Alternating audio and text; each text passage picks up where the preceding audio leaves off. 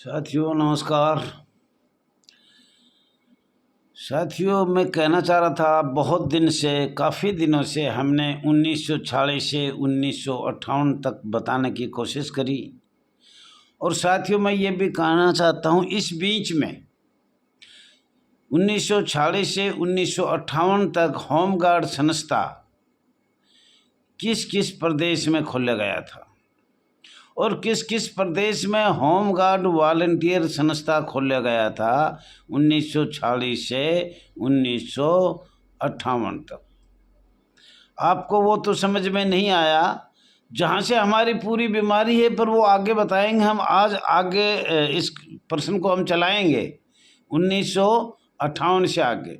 साथियों मैं all India home guard welfare association का रजिस्टर नंबर 34,987 का राष्ट्रीय चेयरमैन रघुवीर सिंह दहिया, आपका अपना channel RS Dahiya x home guard में स्वागत है। और साथियों सर्दी तो अच्छी पड़ रही है, बूढ़े आदमी को तो ज़्यादा लगती है, ये तो आपको पता है। और आपको आज हम बताएंगे 1958 तक DRDO दिल्ली से चला गया था। हमें बंधुआ मजदूर, शोषित, पीड़ित, भ्रष्टाचारी, रिश्वत, भारत सरकार ने, उस समय कोई भी प्रधानमंत्री है, उसने जो हमारे साथ किया, मुझे आशा है 1959 से आज तक 64 वर्ष हो गया। 1958, 59 से लगाओ या 58 से लगाओ तो 64-65 वर्ष हो गया। और हमने भारत सरकार को बार बार अवगत कराया। अखिल भारतीय कांग्रेस कमेटी को कई साल करवाया, भारतीय जनता पार्टी को करीब 10 साल हो ही गई, और राजनीतिक पार्टी छोटी छोटी जो क्षेत्रों में थे उनसे तो हमने काफ़ी बार करवाया। लेकिन आज आपको हम बताएंगे मार्च 1959 में माननीय केंद्रीय मंत्रिमंडल के आदेश द्वारा या निर्देश द्वारा माननीय गृह मंत्रालय को कहा, सभी मुख्य सचिवों को कहा जाए अपने अपने स्वैच्छिक संगठन को होमगार्ड में मिला दे। साथियों यहाँ से आपकी सारी स्थिति यहाँ से चल रही है। किसने कहा ये आपको सुन लिया, किसने आदेश किया वो भी आपने सुन लिया। माननीय केंद्रीय मंत्रिमंडल ने आदेश पारित किया माननीय गृह मंत्रालय ने, और गृह मंत्रालय ने सभी मुख्य सचिवों को आदेश दिया अब अपना स्वैच्छिक संगठन होमगार्ड में मिला दे। होमगार्ड में अब आप समझ गए होंगे। जब वो मिला दिया तो उन्होंने कहा भारत सरकार ने एक शक्तिशाली संगठन बनाएंगे हम, और नगर सैनिक संस्था पूरे भारत में चल रही है, स्टेटों में चल रही है, प्रदेशों में चल रही है। अब एक शक्तिशाली संगठन के जब बनेंगे, जब इस पे नागरिक सुरक्षा अधिनियम लागू होगा। कहने का मतलब अब भाई महानिदेशक नागरिक सुरक्षा का पद निर्मित किया गया, जो सीधा गृह मंत्रालय से अटैच है। कब किया गया? 1959 मार्च में। साथियों अब मार्च 1959 में आपका माननीय महानिदेशक नागरिक सुरक्षा गृह मंत्रालय भारत सरकार का हिस्सा बन गया। आज से पहले जो भी थी वो स्टेटों में चल रही थी, अब अपने स्टेट में थे। कहाँ भी ये संगठन चल रहा था वो स्टेट का संगठन था। अभी आप दिल्ली की तरफ मुंह कर लिया, भारत सरकार अटैच हो गई। साथियों इसके बारे में हम कहना चाहते हैं, अब दिल्ली केंद्र शासित प्रदेश है, पांडिचेरी और दिल्ली, और भारत एक संघ है, ये आपको बार बार बताया है। तो अब भारत सरकार के अधीन हो गए। दिल्ली होमगार्ड नियम बनाया गया 1959 में। दिल्ली होमगार्ड नियम भारत सरकार को बनाया, केंद्र सरकार को बनाया, माननीय गृह मंत्रालय ने बनाया। 20 जुलाई 1959 में भर्ती किया गया, परंतु भर्ती करने से पहले नोटिफिकेशन तैयार किया 20 जुलाई 1959 में। और जब माननीय महानिदेशक नागरिक सुरक्षा अधिनियम इस संस्था पे सेटअप हुआ, कहने का मतलब भारत सरकार सेटअप परिशिष्ट ए बे से नियम बनाए गए। यहीं से आपका काला दिवस अंग्रेजों की तर्ज पे चल रहा है। अंग्रेजों के तर्ज पे 40-41 याद रखना है, और ये आपने रखना है 59। तो साथियों, जब भारत सरकार सेटअप परिशिष्ट ए बे से नियम बनाए तो आपका नियम 3 को बदला गया। जो मध्य प्रांत एवं बरार का नियम थे 16, अधिनियम थे 15, तो नियम 3 को बदलकर आपके संस्था पर माननीय पुलिस महानिदेशक, जिसका दिल्ली विशेष स्थापना अधिकार है, तो आपके ऊपर पुलिस बैठाया गया 1959 में। अब आपका सारा एक्ट ए बे से नियम बदल दिया गया।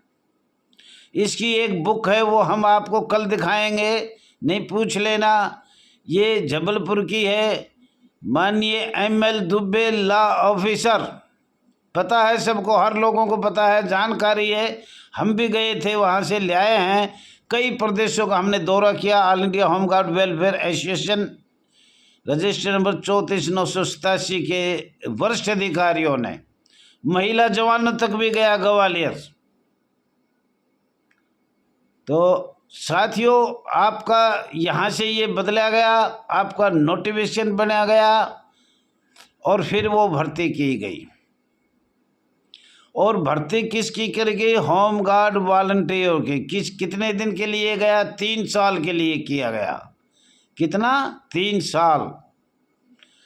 लेकिन 3 साल में होमगार्ड वॉलंटियर दिल्ली में भर्ती हुई 20 जुलाई 1959 में, तो वो 3 साल के लिए रखे गए थे। 3 साल। 3 साल में उनको लिखा था आपका रोटेशन, आपका नामांकन, ये लागू किया था भारत सरकार ने अस्थाई बनाने के लिए। अगले रोटेशन भी होगा और नामांकन 3 साल में होगा। दोनों चीज लगाई थी, जो दोनों खतरे की घंटी थी। ये परमानेंट नहीं हो उसके, ये हमेशा हमारे सेवक बनी रहेंगे और पैसे देते रहेंगे। रोटेशन को तो उसको कहते हैं रोटेशन उसको कहते हैं जिसको 3 महीना ड्यूटी दी, हर महीने आमद करवाया। जैसे उत्तर प्रदेश, हरियाणा, शायद कर्नाटक, हिमाचल, अन्य प्रदेशों में रोटेशन से ड्यूटी दिया जाता है। 3 महीना आज आपकी होगी, कल हमारी होगी, परसों उसकी होगी, उसको रोटेशन कहते हैं। नामांकन किट जमा करना, उसको री इनरोलमेंट कहते हैं। वो अन्य प्रदेशों में भारत सरकार ने, राज्य सरकार ने मिलकर समाप्त कर दिया। अनेक प्रदेश हैं जिनमें नहीं है, परंतु संपूर्ण भारत में वो नहीं हुआ है। सबसे बुरी हालत तो उत्तर प्रदेश की है, जो हर महीने आमद करनी पड़ती है। हरियाणा में 3 महीने के लिए होती है। करीब किसी का कोई घर की आर्थिक स्थिति खराब हो और वो 2 दिन ना आ जाए, तो आपको पता ही है, ये दलाल होमगार्ड, पुलिस के दलाल है ये होमगार्ड, जितने भी अधिकारी हैं। आज वो एक दिन उसका पिताजी गुजर गया और वो कोई जवान नहीं गया, तो दूसरे को ड्यूटी चढ़ा देंगे, लाओ 2000 रुपये तुम दो और तेरे को ड्यूटी चढ़ा देंगे। तो साथियों ये 3 साल के लिए भर्ती किए थे, परंतु दिल्ली के अंदर भर्ती करने के बाद अनपढ़ भी करे, 5 भी करे, 2 भी करे, पर 5, 10, 15, 20 साल तक नौकरी लगातार करवाई। हमने बार बार लिख के आया कि निष्पक्ष जांच किया जाए, ये गलती किसकी है, और जिस अधिकारी की गलती तो उसको सजा दिया जाए। लेकिन भारत सरकार ने आज तक उनके ऊपर निष्पक्ष जांच सीबीआई द्वारा नहीं करवाई। जो 1959 से 80 से जब भी भर्ती थे, 1998 में सब निकाले, पर उनकी जांच नहीं हुई आज तक। तो साथियों ये हम कहना चाहते हैं, हमने बहुत संघर्ष किया, परंतु भारत सरकार से 1959 का राजपत्र, पार्ट सेक्शन, फाइल नंबर, तारीख सहित बार बार कोशिश करने पर, संघर्ष करने पर, बार बार पत्राचार करने पर आज तक हमें उत्तर नहीं मिला। और ये आपकी अहम बीमारी है संपूर्ण भारत में।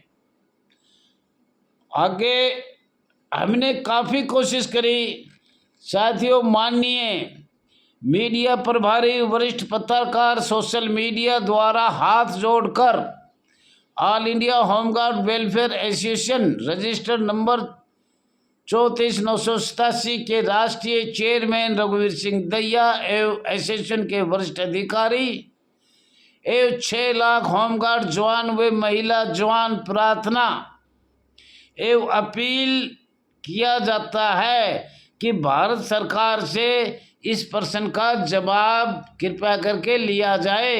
क्या 64 साल से हमारे साथ एक संस्था के साथ जो हो रहा है, क्या माननीय सर्वोच्च न्यायालय ने भी कहा है, क्या सारी जिंदगी कांटेक्ट में रखना अनुमेय नहीं है? ये भी एक मानवाधिकार के खिलाफ है। आपको पहले भी बताया था, मानवाधिकार की रिपोर्ट को भी हम बताएंगे। अब इसको आगे हम वीडियो को चलाएंगे।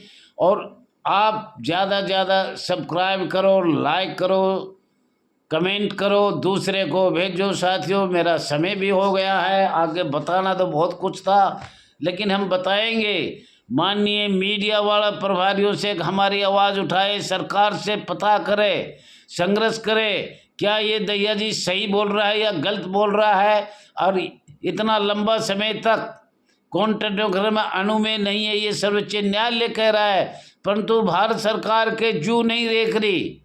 साथियों ज़्यादा से ज़्यादा संघर्ष करो, लाइक करो, सब्सक्राइब करो, कमेंट करो। सभी मेरे जवानों को, महिला जवानों को बहुत बहुत धन्यवाद है। और अब भी नहीं आएगा, हमने 1959 से चालू किया है, सब ब्रेक नहीं हुआ, तो आपकी मर्जी है। ज़्यादा ज़्यादा होना चाहिए, कल 50 बढ़ जाना चाहिए कल तक।